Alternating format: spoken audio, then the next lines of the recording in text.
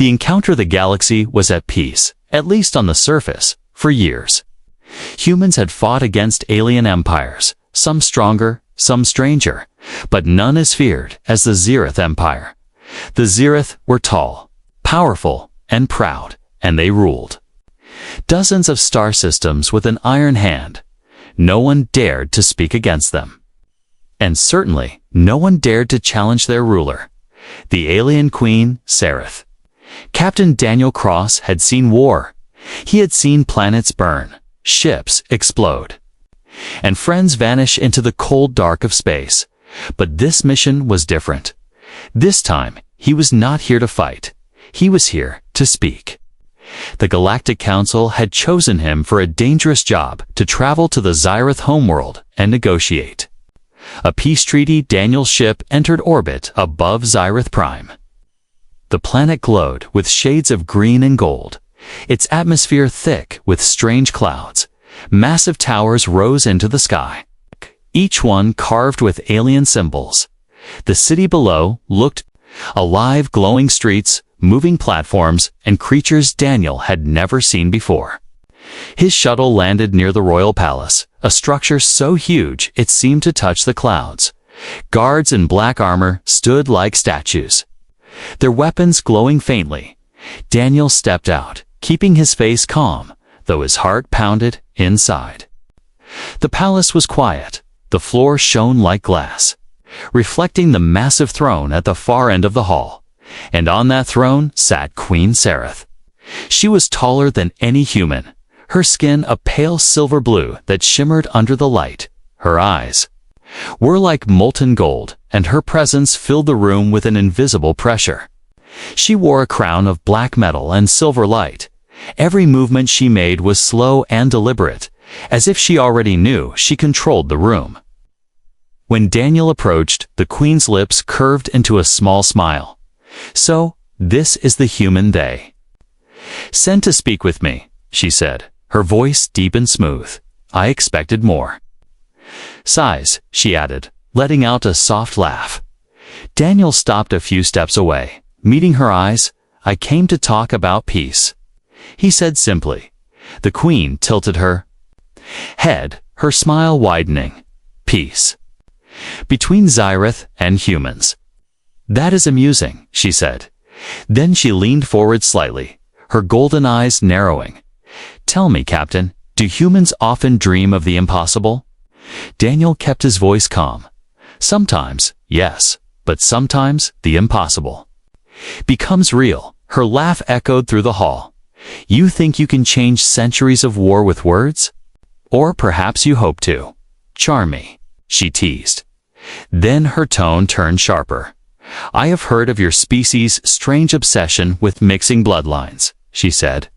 Her voice dripped with mockery as she added, "Do you dream of breeding with an alien queen, Captain?" Some of the guards chuckled. Daniel's expression didn't change. "I'm not here for myself. I'm here for my people," he said. But Sereth leaned back in her throne, clearly entertained. "Such courage. Or perhaps foolishness," she said. Then, after a pause, she smiled again, this time with a hint of challenge. "In our culture, if one wishes to earn the right to ask anything of the queen, they must prove their worth in the great trials." Daniel raised an eyebrow. "And if I pass these trials?" he asked. "You may ask for anything," she said, her voice dripping with confidence. "Anything. Anything," she confirmed. Her smile widened as she added, "Of course, no human has ever survived them." The guard shifted, as if already preparing for his failure. Daniel looked up at the massive ceiling, then back at the queen. Her gaze was sharp, almost daring him to back down. But he didn't. "I'll do it," he said, his voice steady. For the first time, her smile faded slightly, replaced by a flicker of curiosity. "Very well," she said. "You will begin tomorrow at dawn, and when you fail, I will send you back to your people with a story to tell." Daniel bowed his head slightly, then turned to leave. As he walked out, he could feel her golden eyes watching him.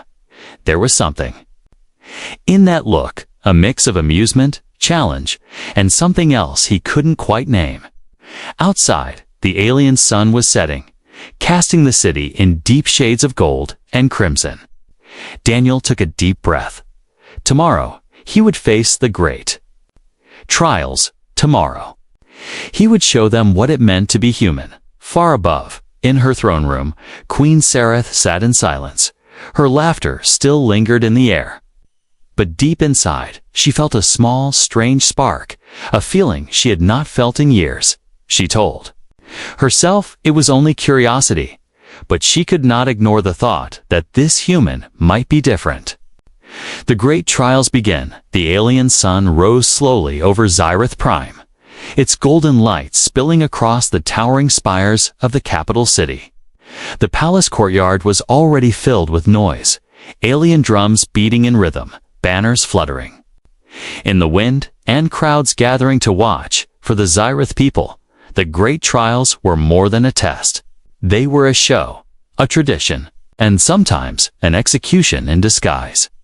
Captain Daniel Cross stood in the center of the courtyard, wearing light armor given to him by the palace guards. It was alien in design, flexible, almost like it was alive, clinging to his skin and adjusting to his movements. He tightened his gloves and looked ahead, where the queen sat on a raised balcony, her throne carried out so she could watch the event. Her golden eyes were fixed on him, calm but filled with the same mocking confidence she had shown yesterday. Beside her, alien nobles whispered to one another, betting on how long the human would survive. A deep horn sounded, and the first trial began. From a large gate at the far end of the courtyard, a massive beast emerged. It was unlike anything Daniel had seen before.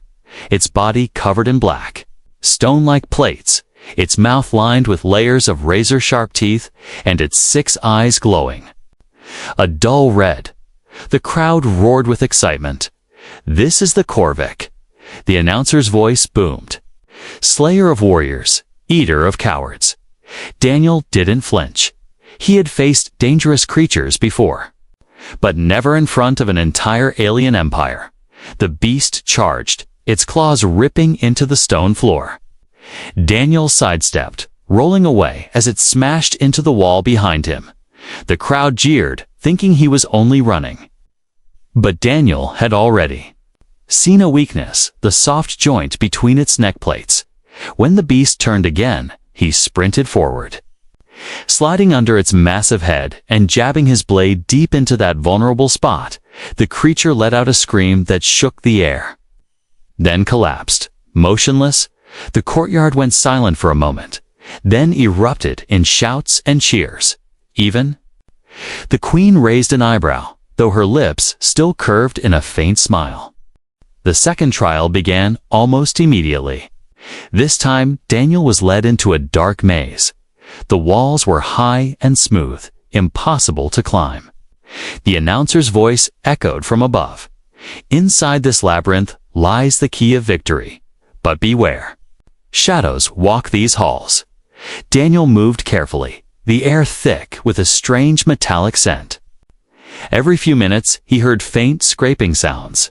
Then, from the darkness, small, quick creatures leaped at him, their skin translucent, their teeth needle-sharp. They moved in swarms, their bodies almost invisible in the dim light. Daniel fought them off using quick strikes, but he knew he couldn't waste time. He began marking the walls with scratches, keeping track of where he had been after what felt like hours. He found the key, a glowing crystal sphere. But when he grabbed it, the walls began to shift. The maze was collapsing in on itself.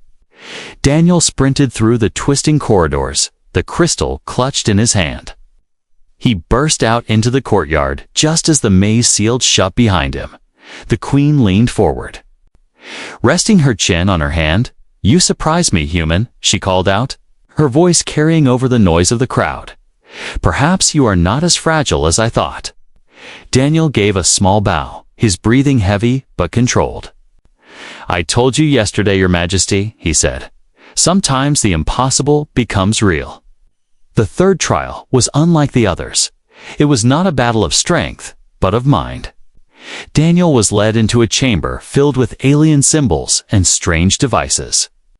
A group of Zereth scholars stood watching, their expressions unreadable. The challenge was simple: unlock the alien mechanism in the center of the room. But when Daniel approached, he realized it was a puzzle. Complex and ever-changing, every move shifted the symbols into new patterns. The scholars whispered to one another, convinced the human would fail.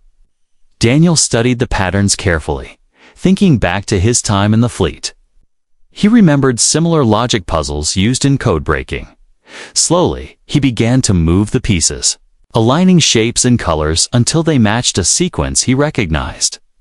With a final click, the device opened, revealing a glowing mark.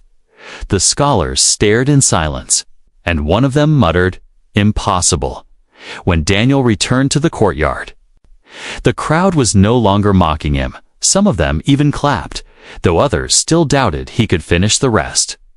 Queen Saruth watched him with that same golden gaze, but something in her eyes had shifted. It was no longer pure amusement. There was now a spark of interest, a question she hadn't asked yet. The announcer declared the day's trials complete. But the crowd was already buzzing with talk of the human who had survived 3 in a row. Daniel stood tall, his armor scratched and his body aching, but his resolve unbroken. He glanced up at the queen, meeting her eyes for a moment longer than necessary. She smiled again, but this time it was not the smile of someone certain of victory. It was the smile of someone beginning to wonder if they had underestimated their opponent. As Daniel left the courtyard, the alien sun dipping low in the sky. He knew the hardest trials were yet to come, but somewhere deep inside, he also knew that this was more than just a game of survival. It was the beginning of something far greater. Something neither he nor the queen could yet understand. Clash of Wills. The night air on Zereth Prime was cool and heavy with the scent of strange alien flowers. From his guest quarters in the palace, Captain Daniel Cross could hear the distant hum of the city, airships gliding between towers, alien music drifting from faraway streets, and the faint sound of the palace guards changing shifts. He sat by the window, still wearing parts of the alien armor from the trials, his body sore but his mind alert. Tomorrow, more trials would come. But it wasn't the danger that kept him awake. It was the queen. She had watched him all day. Her golden eyes always fixed on him, sometimes amused, sometimes curious, but always sharp. He could feel her testing him. Not just through the trials, but through her very presence. To her, this was more than entertainment. This was a game of pride. And Daniel knew one thing about pride. It was hard to win against it without breaking it. A knock echoed on the door. A tall Zereth guard stepped in, his armor black as shadow. "The queen summons you," he said, his voice flat and formal. Daniel rose without hesitation, following the guard through long silver halls lit by streams of pale blue light. The palace at night felt like another world, quieter, colder, and strangely alive. The walls seemed to hum softly, as if the building itself was listening. At last, the guard stopped before a tall set of doors. They opened with a slow, deep sound, revealing the queen's private chamber. It was not the throne room. There was no audience here, no crowd, only her. She stood by a wide balcony, the alien moonlight casting silver across her face. Her robe was lighter than the ceremonial armor she had worn earlier, flowing like liquid metal as she turned to face him. "You survived," she said, her voice calm but with a faint edge of surprise. Daniel gave a slight smile. That was the idea. She walked closer, her towering form making him tilt his head to meet her gaze. "You speak as if you expected to live," she said, circling him slowly. "Many warriors stronger than you have fallen in those trials, and yet you walk here without fear." Daniel kept his eyes on her. "Fear is not the same as giving up." "Your Majesty." Her lips curved faintly. "And yet, you are still human. Fragile, short-lived, emotional. Emotions aren't weakness," Daniel replied, his voice steady. "They're what make us fight harder." She stopped in front of him, her golden eyes scanning his face. "You fight for hope. You said that yesterday." She said, her voice lower now. "Explain it." Daniel took a breath. Choosing his words carefully, hope is believing there's a chance. Even when every fact says otherwise, it's what pushes us to try when logic says we'll fail. Her eyes narrowed slightly, illogical. "Yet you think it is a strength?" "It is," he said simply. There was a pause, a long one. The Queen's expression shifted just slightly, a faint flicker of thought. As if something in his answer had caught her. She stepped back, moving toward a tall table carved from black stone. On it rested a holographic map of the galaxy. Glowing faintly in the moonlight, her long fingers traced over the human territories, then over her own. "Do you know why I agreed to these trials?" she asked suddenly. Daniel shook his head. "Because I enjoy watching humans fail," she said with a cold smile. "It reminds me of their place." Daniel didn't flinch. "And what if I don't fail?" he asked, her golden eyes locked onto his.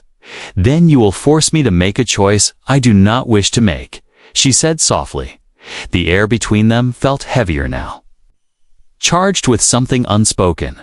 For a moment, they stood in silence. The alien. Night stretching endlessly around them. Finally, she turned away, walking toward the balcony again. "Tomorrow will test more than your body," she said. "It will test your mind, your endurance, and perhaps your will to continue." Daniel gave a small nod. "Then I'll be ready," without looking back. She waved her hand slightly, a silent signal that the audience was over. The guards returned to escort him out as Daniel walked back to his quarters. He felt a strange mix of determination and uncertainty.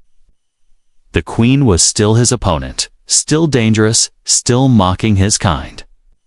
But there was something else in her, a glimmer of curiosity, a question she hadn't asked yet, and Daniel knew that if he kept surviving, that curiosity might grow into something more, whether that was good or dangerous.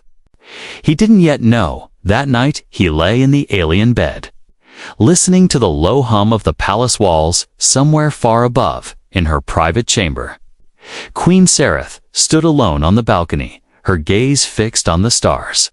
She told herself she was only thinking about the next day's trial, but deep down, she knew she was thinking about the human who had looked her in the eyes and refused to bow. The breaking point, the third day of the great trials, began with an uneasy stillness. The alien sun had barely risen, its light filtered through dark storm. Clouds that churned over Zereth Prime.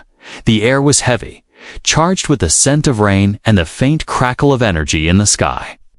Captain Daniel Cross woke early, his body aching from the days before. Muscles stiff, joints sore, but his mind sharp and ready. He had learned one thing. Pain was temporary, but quitting was forever. When he stepped into the palace courtyard, the crowd was already there, louder than ever, word of the humans.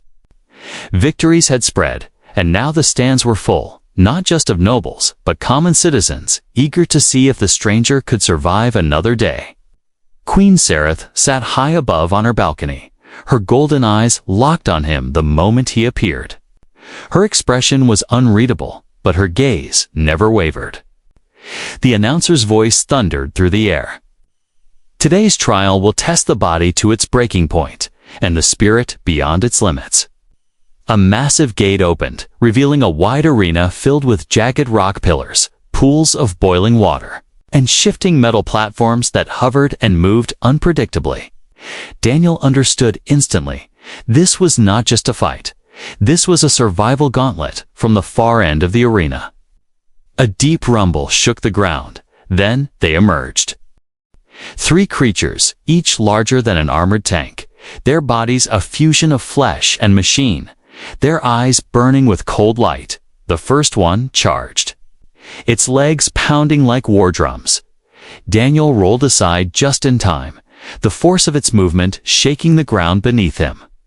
Before he could recover, the second creature leaped from a rock pillar, its claws slashing through the air. He blocked with his alien-forged blade, the impact rattling his arm to the bone. The crowd roared, some cheering for his death, others for his survival. High above, the queen leaned forward slightly, her fingers tightening around the arm of her throne. Minutes turned into what felt like hours. Daniel fought hard, dodging, striking, climbing the shifting platforms to keep the enemies off balance. But the creatures didn't tire, and with each passing moment, his body grew heavier, his breathing rougher. One of the machines slammed into him with bone-crushing force, sending him flying against a jagged wall. The impact knocked the breath out of him, blood filling his mouth.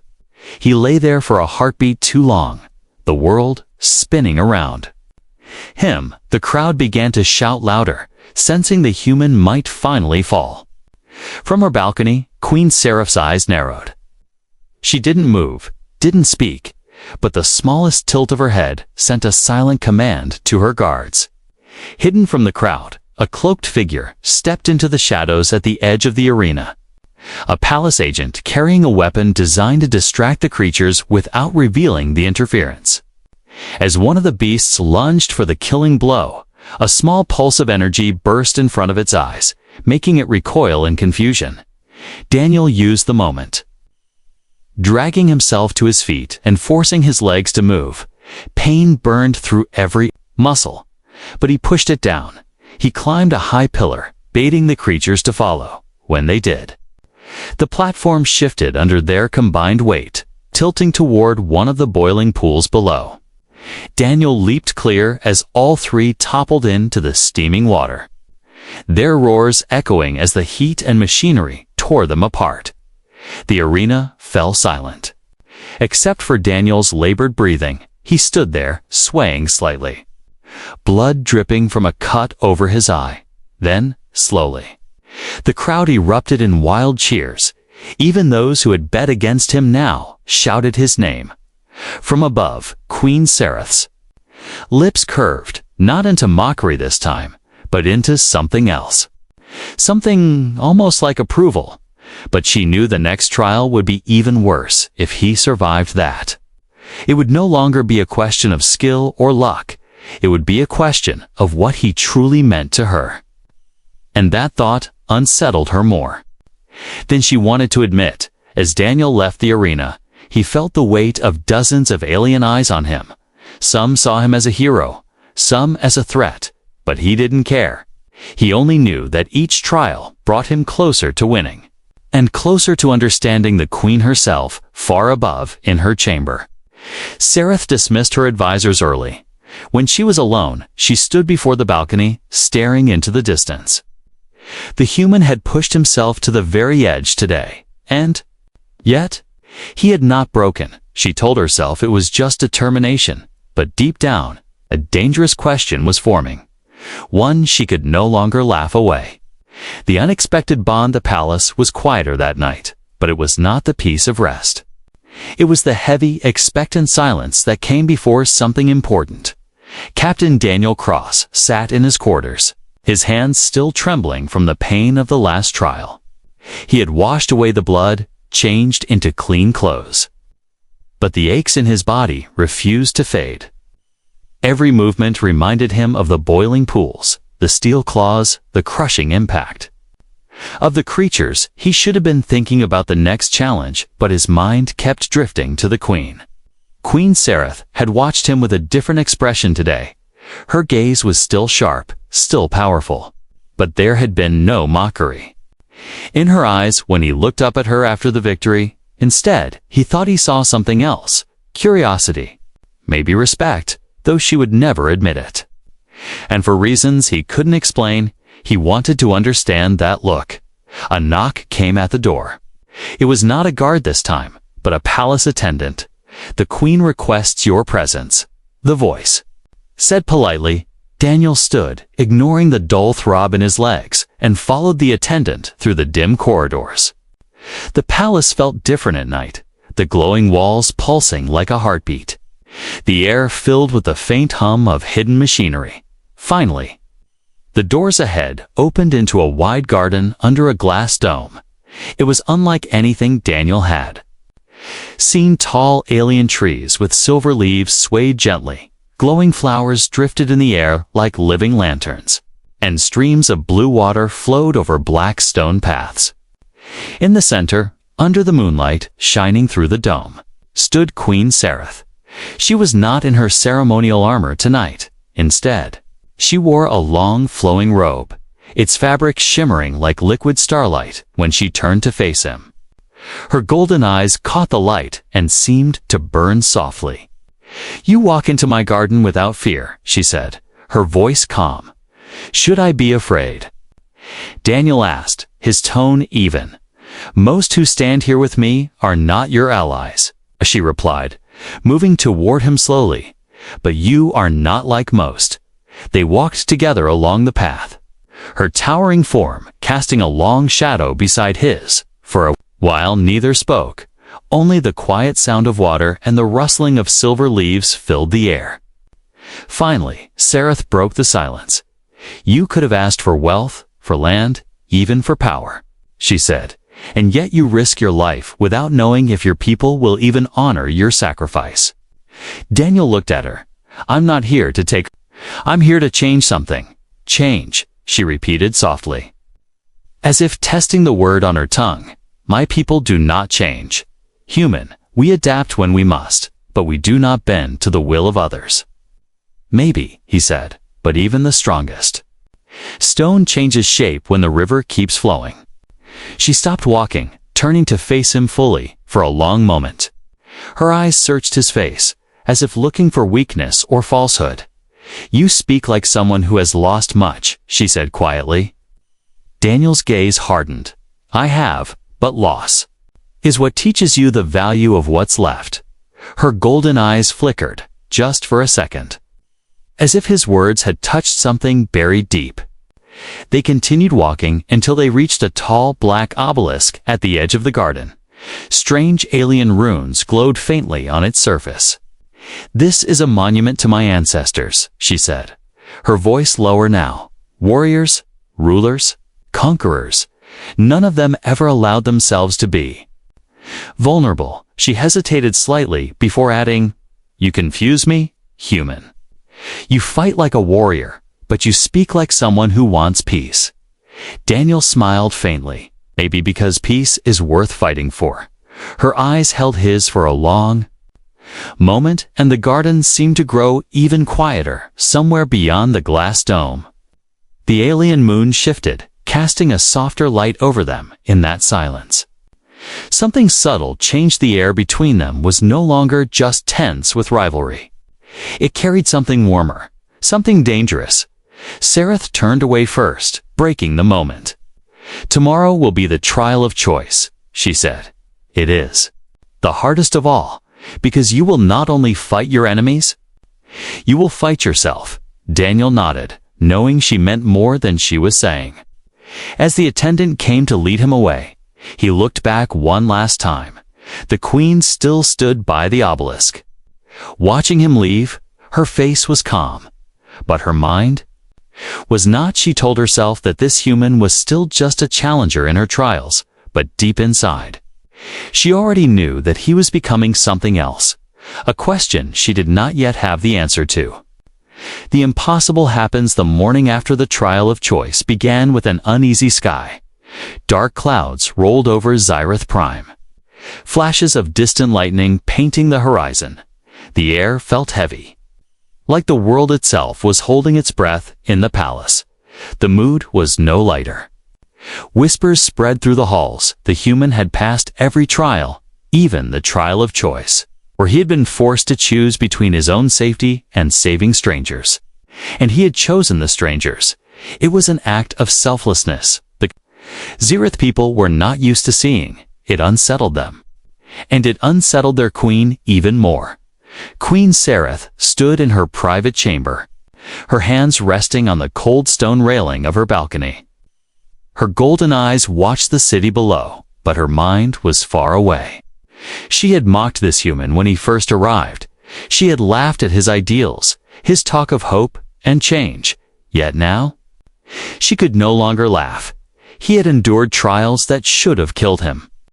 And worse, he had done it not for himself, but for others, for days. She had tried to convince herself that his victories were nothing more than luck or stubbornness, but she knew better now. A soft chime sounded from the door. One of her personal healers entered, carrying a small black case of medical instruments.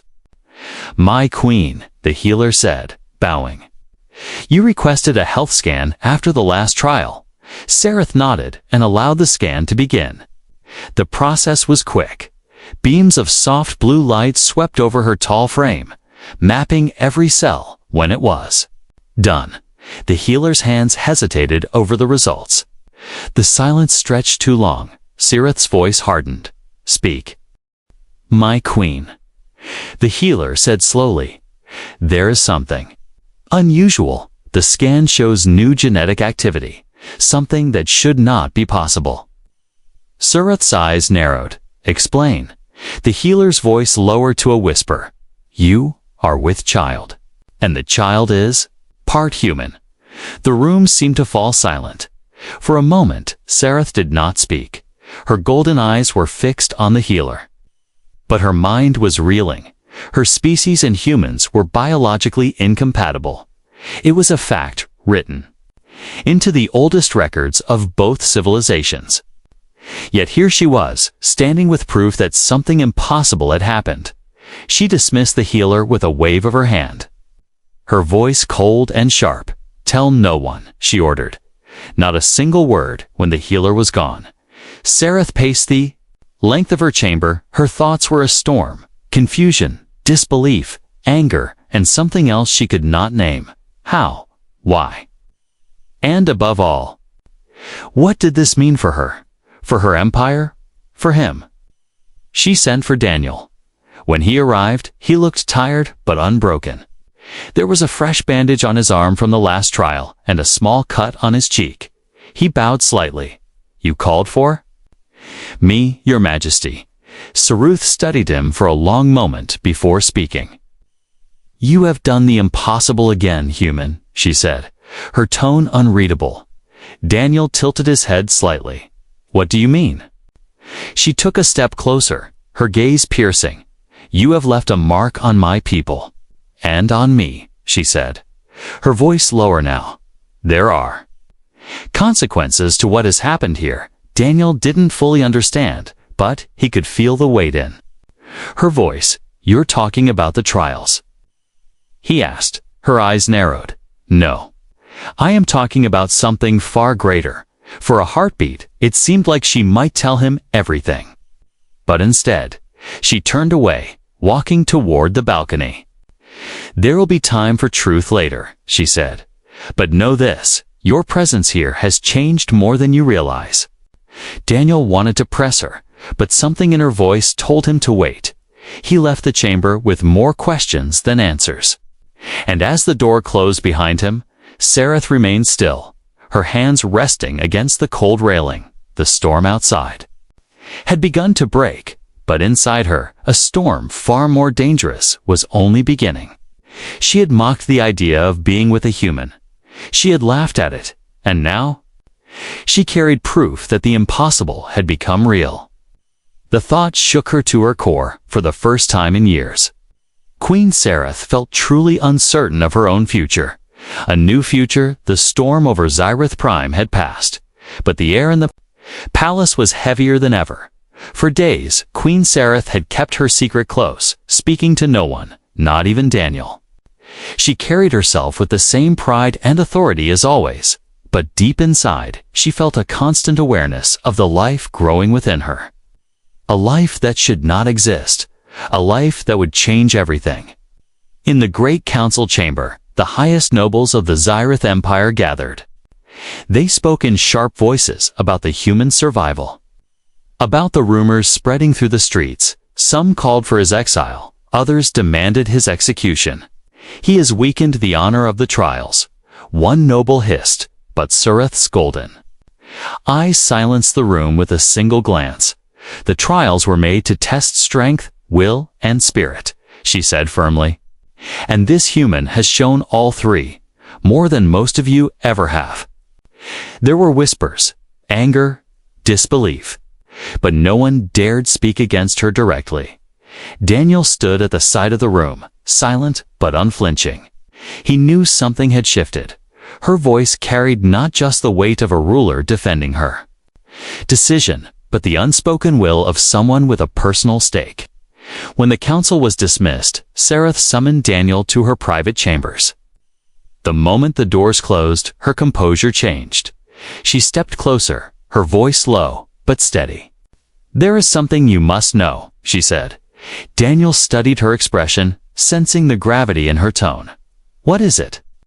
he asked. She took a slow breath, her golden eyes locking onto his. "I am carrying a child," she said, "and it is yours." The words hung in the air like a thunderclap. Daniel froze, searching her face for any sign that this was some kind of test or trick, but there was none, only truth. "That's impossible," he said quietly. "So I thought," Sereth replied, her voice softening just slightly. "Our species are not meant to. But it has happened, and now, the impossible lives." He stepped closer, his voice firm. "Then we protect it," her brow furrowed. "You understand what this means? My people will see it as a threat. Your people will see it as a weapon. There will be no safe place for it. Then I'll make one," he said without hesitation. Her gaze lingered on him for a long moment, as if weighing the truth in his words. In the end, she simply nodded. The weeks that followed were filled with quiet preparation. Sereth kept the news hidden from most of the empire, revealing it only to a select few loyal to her above all else. Meanwhile, Daniel remained at her side, his presence a silent shield in public. He was still the challenger who had passed every trial. In private, he was the father of the future. A child who could unite to civilizations or destroy them, but secrets could not be kept forever. Word eventually slipped beyond the palace walls. First came whispers, then shouts, then entire sectors of the city buzzing with the rumor. An heir of two worlds. Some called it a miracle. Others called it a curse.